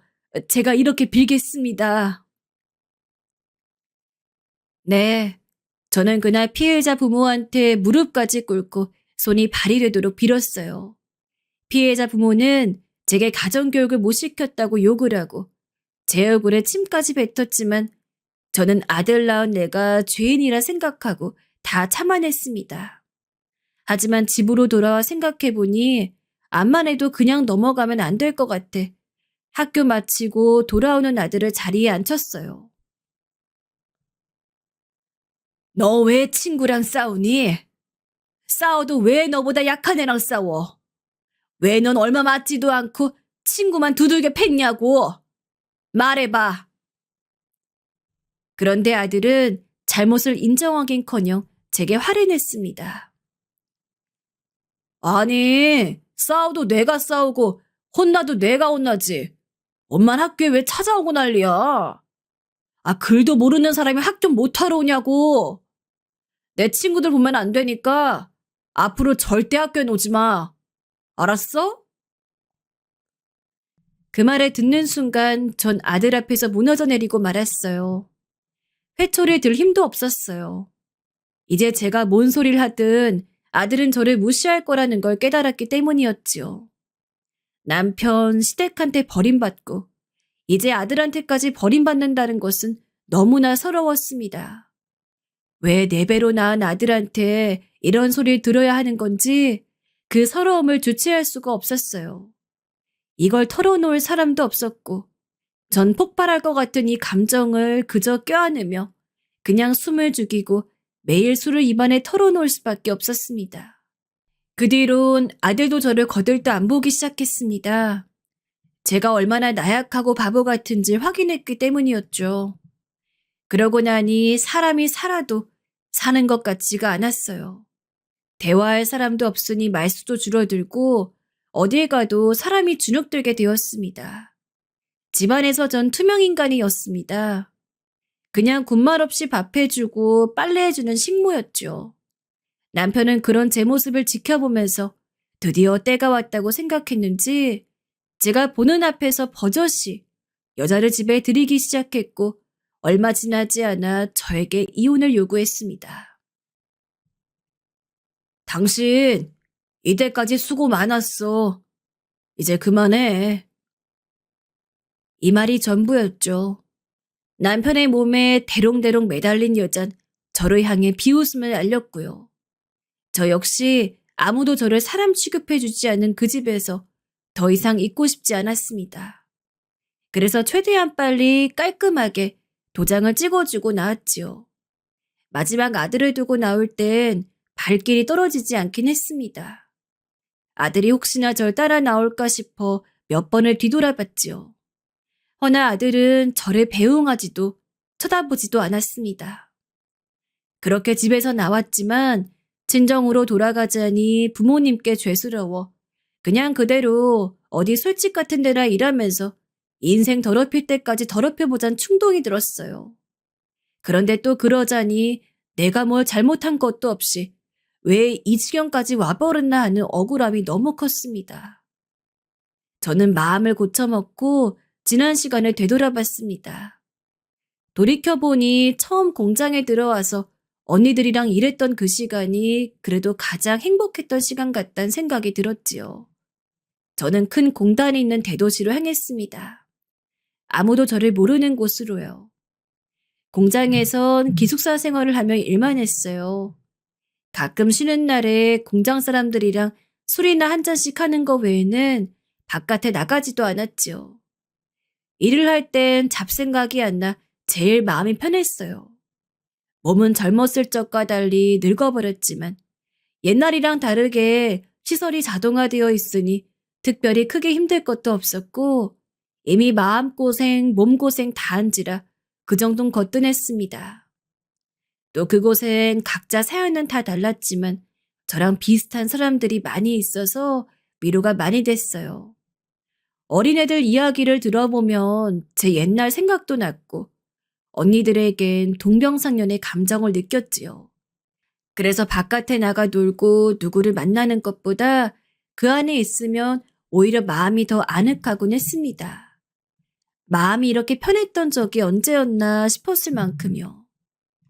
대신 주간일을 끝내면 틈틈이 야간 학교를 다녔어요. 그놈의 공부가 뭔지 다 식구들 잘 되라고 희생했을 뿐인데 그게 약점이 돼서 저를 지독하게 괴롭힐 줄은 누가 알았겠어요? 그래서 그 한을 풀어보려고 열심히 배웠습니다. 막상 해보니 별것도 없더라고요. 고작 이런 걸 가지고 그 유세들을 떨었나 생각했지요. 하지만 공장 생활을 하면서도 한 가지는 마음에 걸렸습니다. 아들이었죠. 혈육을 떼어놓고 왔는데 엄마 마음이 어찌 성할 리 있겠어요? 마음을 다스리다 못해 결국은 참지 못하고 공장 쉬는 날 몰래 다니는 학교를 찾아가서 아들 있나 보고 오기도 하고 몰래 선생님을 만나 이야기도 듣고 그랬어요.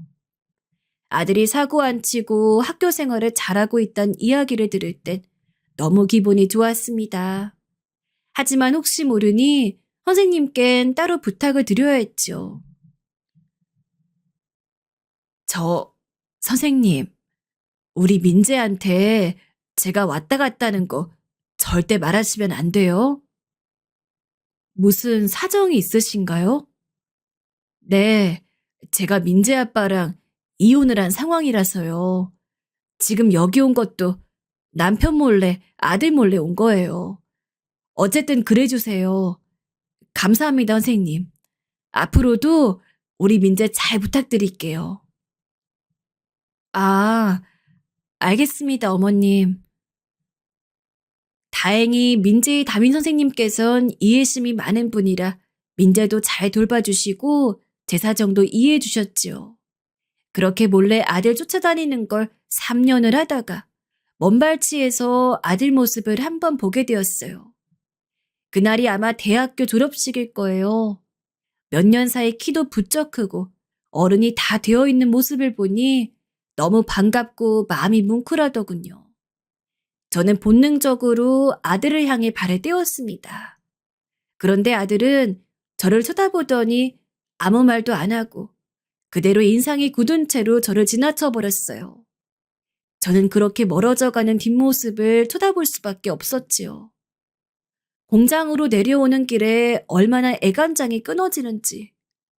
그냥 앞으로는 아들 보고 싶어도 아들 앞에 나타나지 말고 일이나 열심히 하겠다고 생각했습니다.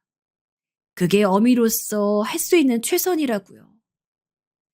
공장 생활을 하면서 전 딱히 돈을 쓸 데가 없어 안 썼는데 저보다 더 돈을 안 쓰는 억척스러운 사람들이 많았어요. 생활력이 강하단 말로는 표현하기 모자랄 정도로 밥 주고 재워주니 그야말로 생필품만 딱 사서 아껴 쓰는 사람들이었죠. 그곳에서 저랑 가장 친하고 기숙사 방을 같이 썼던 언니도 그런 사람이었어요. 그 언니는 경제관념을 떠나서 머리가 꽤 좋고 아는 것도 많았어요. 그 언니는 월급을 받아서 하는 일이라곤 오로지 주식을 사는 것이 유일한 취미였습니다. 그래서 하루는 제가 궁금해 물어봤어요. 언니, 왜 그렇게 아껴서 저축을 안 하고 다 주식을 사요? 그러다 돈 날리면 어쩌려고요?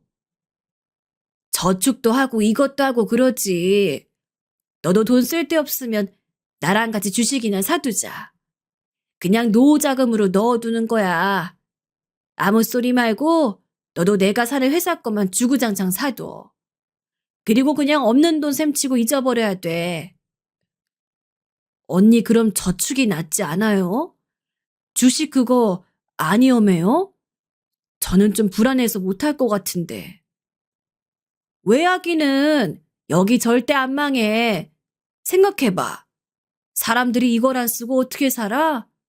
최소한 손해는 안 볼 거야. 그 언니 말의 요점은 그냥 아무 생각도 하지 말고 적금 넣듯 사두라는 거였어요. 몇 푼 오르고 내리고 그런 거는 봐봐야 답도 안 나오니 쳐다볼 생각도 말고요. 그동안 나중에 회사만 망하지 않으면 큰 돈이 된다는 거였어요. 저도 주식이라곤 전혀 몰랐지만 물가 어쩌고 하는 말을 들어보니 그 언니의 말이 꽤 그럴듯하게 들렸어요. 그리고 제일 친하게 지내는 언니가 그거라니 저도 그냥 시험 삼아 하기 시작했죠. 월급 받으면 생활비 몇만 원 빼놓고 주식에 넣고 그렇게 하기를 한 5년을 넣었어요. 답이 어차피 회사에서 다 주니까 거의 월급 다 넣은 거나 마찬가지죠. 언니가 굳이 당부하지 않아도 오르고 내리고 그런 건 몰랐어요. 볼 줄을 알아야죠. 그냥 적금 같은 건가 보다 하고 늙어서 작은 집이라도 하나 얻게 되면 그 돈 빼서 살아야지 하는 생각밖에 없었습니다. 그렇게 한 50 넘어서까지는 일만 하며 살았어요. 중간에 고향에서 온 애를 만나 친하게 지내다 시댁의 소식도 차츰 들을 수 있게 되었죠. 그러던 어느 날 아들이 결혼한다는 소식을 들었습니다.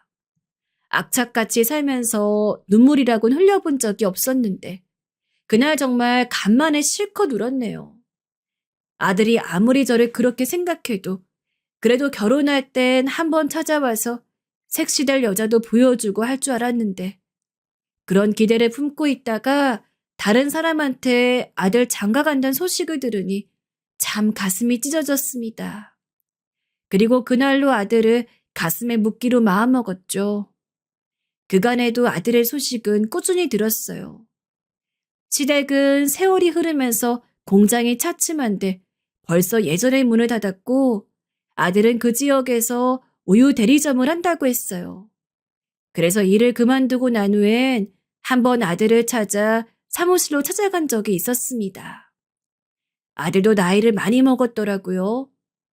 학교 다닐 때 보고는 정식으로 마주한 건 20년 만이었으니 아들이 봤을 땐 저도 그럴 테고요. 전 떨어지지 않는 입을 겨우 떼어 아들에게 말을 걸었습니다. 잘 지냈니, 민재야? 엄마? 여긴 어떻게 알고 찾아왔어요? 어, 나 사는 곳에 고향 사람이 있어서 그 사람이랑 친하게 지내니까 여기 소식도 많이 듣지. 내가 바빠서 우리 아들 결혼하는 것도 못 보고 그랬네. 뭐 우리가 연락 안 한 건데 뭐. 그래도 건강히 잘 계시네. 오는 길에 혹시 뭐 아버지를 한번 봤어요? 아니, 내가 네 아버지를 어떻게 보니? 어디 뭐 네 아버지가 날 만나려곤 하시고? 아버지도 이제 나이가 있으신데 뭘 그렇게 해. 엄마, 아버지 지금 어떠신지 몰라요? 아버지 소식 못 들었어요? 무슨 소식? 아들의 말을 들어보니 남편은 그간 몸이 많이 쇠약해졌다고 하네요. 젊었을 때부터 술을 많이 마셔서 안 그래도 나이 들어 고생하겠다 싶긴 했는데 50 넘어서는 사람이 영 안 좋아져서 정신도 왔다 갔다 하는 모양이었습니다. 어디 몸이 많이 아픈 것도 아니고 그렇다고 멀쩡한 것도 아니라 그야말로 어떻게 할 바를 모르고 집에서만 지낸다고 했어요. 사정이 그러니 지금은 재혼한 그 여자랑도 따로 살고 있고요. 허나 남편에게 딱한 감정이 들거나 하진 않았습니다. 저를 워낙 힘들고 고생스럽게 한 사람이니 그다지 보고 싶지 않았죠. 아들과는 딱히 대화를 많이 나눈 것도 아니었지만 그래도 갈 때는 우유 같은 것도 좀 들고 가라고 몇 개 챙겨주더라고요. 그 후로는 아들이 보고 싶으면 1년에 한 번씩은 사무실에 들러 얼굴도 보고 아들이 사무실에 없으면 못 보고 그러며 살았습니다. 아들이 저를 만나주는 것도 고마워하면서요. 그러던 중 재작년이었어요. 사건이 하나 발생했습니다. 이상하게 몸에 힘이 없어 병원에 검사를 받으러 가다 그만 길거리에서 쓰러지고 말았습니다. 정신을 차려보니 병원이었어요. 그런데 뜻밖에도 보호자로 아들이 와 있었습니다. 아마 병원에선 제 핸드폰에 1번으로 저장되어 있는 아들 번호로 연락을 한 것 같았어요. 그날 전 처음으로 며느리 되는 사람도 만나봤죠. 네가 여기 어떻게 왔냐? 아이고 세상에 바쁜데. 왜 오긴? 그럼 이 사람들은 사람 쓰러졌는데 보호자 안 불러요? 엄마 평소에 건강관리 좀 하세요. 혼자 사시면 자기 몸은 자기가 챙겨야지. 엄마 때문에 지금 일하다 말고 여기까지 달려왔잖아요. 그래? 미안하다. 너에게 연락할 줄은 생각도 못했어. 안 그래도 돈도 없어 죽겠는데. 아휴, 진짜. 내가 정말 그나마 멀쩡 깨어났으니 망정이지. 도대체 내 번호 어떻게 알고 있었던 거예요? 아들은 체면도 모르고 투덜대었고 전 아들의 말에 아무 소리도 못하고 죄인처럼 가만히 있었습니다. 그때 옆에 있던 며느리가 보다 못해 아들을 말렸습니다. 여보, 왜 그래? 아프신 분한테. 여기 지나가는 사람들도 다 있는데 목소리 좀 낮춰. 가만히 뜯어보니 며느린 그래도 아들에 비해 성격이 참해 보였습니다. 하지만 전 처음 만나서 인사만 한 며느리 앞에서 저런 소리를 해대니 저도 마음이 많이 언짢았습니다. 아들은 일 때문에 얼굴만 보이곤 바로 올라갔지만 며느린 보호자라고 이틀 정도 근처에서 지내면서 병실을 들여다봐주고 했어요. 그러다 뜻밖의 얘기를 듣기도 했습니다. 어머님, 그이가 그래도 어머니 얘기 간간히 했어요. 정말? 네, 아무래도 낳아주신 친어머니니까요. 결혼식 오셨으면 참 좋았을 텐데요. 저도 어머니 얼굴 뵙고. 그러게 말이다. 나도 가고 싶었는데. 아들과 달리 며느리는 참 다정하고 살가운 아이였습니다. 저를 옆에서 보살펴주면서 제가 필요한 게 있으면 눈치껏 사다 주었고 굳이 그러지 않아도 되는데 화장실 가는 것도 도와주었지요. 참 아들에겐 과분할 만큼 괜찮은 아이였습니다. 며칠이었지만 며느리와 지내다 보니 작은 정이 생기기도 하더라고요. 그리고 퇴원하는 날이었습니다. 제가 혼자 퇴원 수속을 하려고 했는데 아들네가 찾아왔어요. 아들은 그날도 와서 한참을 투덜댔습니다. 병원은 왜 이렇게 복잡한 거예요? 아주 한참을 걸었네. 아유, 무릎 아파. 엄마, 얼른 가요. 그러게, 안 와도 되는데 일부러 이렇게 찾아와 주니 고맙다. 이제 그만 가자. 엄마, 내가 진짜 이번이 마지막이에요. 나 지금 사업도 힘든데 말일날 돈 메꿀 돈 갖고 지금 병원비 내려온 거야. 우리 다신 이런 일로 보면 안 돼요. 알았죠? 뭐 실비 보험 같은 거 들어놨어요? 들어놨어. 가자 이제. 정말 저 다신 부르지 마세요. 아들한테 쌓인 감정이 있었던 건 아니지만 다신 연락하지 말란 말에 저도 모르게 그만 울컥하고 화가 올라왔습니다. 그때 아들이 전화를 받는다면서 어디로 가더군요. 아들은 거래처 사람과 병원 사람들 다 들리게 시끄럽게 통화를 했고 그러다 전화를 끊고 제게로 다시 걸어와 얼른 가자며 저보다 더 신경질을 했습니다. 절로 한숨이 나왔죠. 제 입에서 결국 이 말이 나왔습니다. 니들 먼저 가라. 나 따로 갈 테니. 네? 그게 뭔 말이에요 또. 제가 몇 시간을 달려왔는데. 니들이 와줬으니 됐다. 얼굴 봤으니 됐어. 병원비도 내가 내고 근처에서 밥 해결하고 들어갈 테니 가도 된다.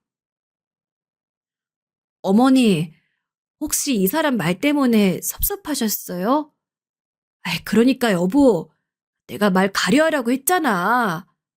어머니 죄송해요. 제가 사과드릴게요. 마음 풀어주세요. 아니 참 엄마도 유난스럽기는. 그럼 몇 시간 걸려왔는데 화가 안 나요?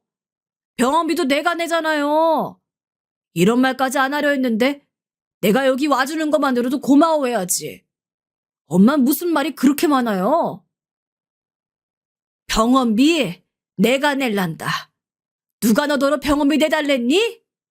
어디서 실비보험 같은 소리를 하고 있니? 참나, 넌 내가 아직도 무식하고 힘없는 엄마로 보이는 게야? 너 이리 좀 따라오너라. 그리고는 전 아무 소리 않고 1층으로 내려와 병원비를 모두 계산하고 아들 내외를 1층 로비에 앉혔습니다. 자, 여기 한번 봐라. 내가 얼마나 부잔지. 내가 이대로 살다 나중에 이 돈은 다 넣어주려고 했던 돈이다. 근데 이제 내 죽으면 이 돈은 다 시청에 복지과에 갖다 줘야 되겠어. 오지를 말든지 전화해서 물어보고 오든지. 왔으면 기분 좋게 있다 갈 일이지. 돈 1, 200 갖고 그렇게 행세해야 네 속이 시원하겠니? 아들은 제 휴대폰을 보고는 뭔 넋이 나갔는지 말없이 절 쳐다보기만 했습니다. 옆에서 보던 며느리도 눈이 휘둥그레졌습니다. 사실 아들에게 보여준 돈은 30년 전 기숙사에서 함께 지내던 언니를 따라 사두었던 주식이었어요. 그 사이에 50배가 오른 것이었죠. 돈이 20억이 되니 그 다음부턴 돈이 돈을 낳았어요. 그렇게 해서 번 돈이 또 5억입니다. 하지만 돈이 있어도 쓰던 사람이나 쓰지.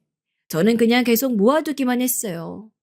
젊었을 적 바라던 대로 작은 집도 하나 생겼으니 노후에 살 만큼만 남기고 아들에게 다 주려고 마음만 먹고 있었지요. 하지만 아들의 투정을 듣는 순간 그 마음이 싹 사라졌습니다. 대신 한 맺힐만만 튀어나왔어요. 넌 엄마가 어떻게 살았는지 아니? 네 아빠 바람나서 이혼도장 찍을 때부터 내 인생은 오로지 너만을 위한 인생이었다. 근데 네 마음 알았으니 그만 올라가 보거라. 다신 너한테 이런 연락 갈 일 없을 거다.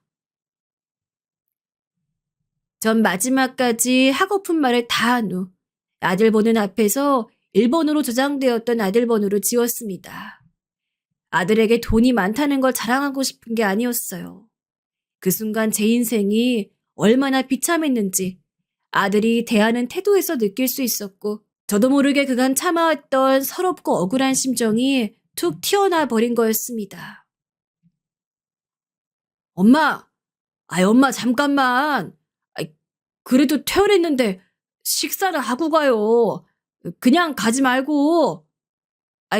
엄마! 와요 빨리. 그래요. 그래도 병원 나오셨는데 식사를 하고 가셔야죠. 저희랑 같이 가세요. 됐다. 아들과 며느리는 뒤에서 저를 한사코 붙잡았지만 뒤도 안 돌아보고 택시 타고 와버렸습니다. 그 뒤로 제 전화로 연락이 왔지만 받지 않았어요. 그런데 얼마 전 며느리가 장문의 문자를 보냈더군요. 어머님, 남편 마음이 그런 게 아닌데 요즘 사업 때문에 스트레스를 많이 받아 투정 부렸나 봐요. 부디 노여움 푸세요 라고요. 아들로부터 지금도 계속 전화가 오고 있습니다. 분명 목적은 있겠죠.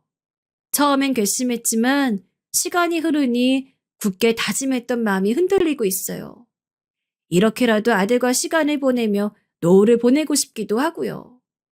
원래는 정말 사회에 다 기부할 생각이었지만 지금은 아들에게 절반 정도 재산을 증여할까 고민하고 있는데 여러분들은 어떻게 생각하시나요?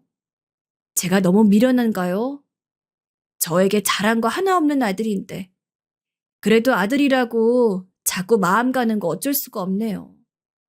부디 여러분들께서 많은 조언해 주시면 잘 참고해 결정하겠습니다. 지금까지 긴 이야기 들어주셔서 감사하고 여러분들의 인생엔 꽃길만이 그득하길 바라겠습니다.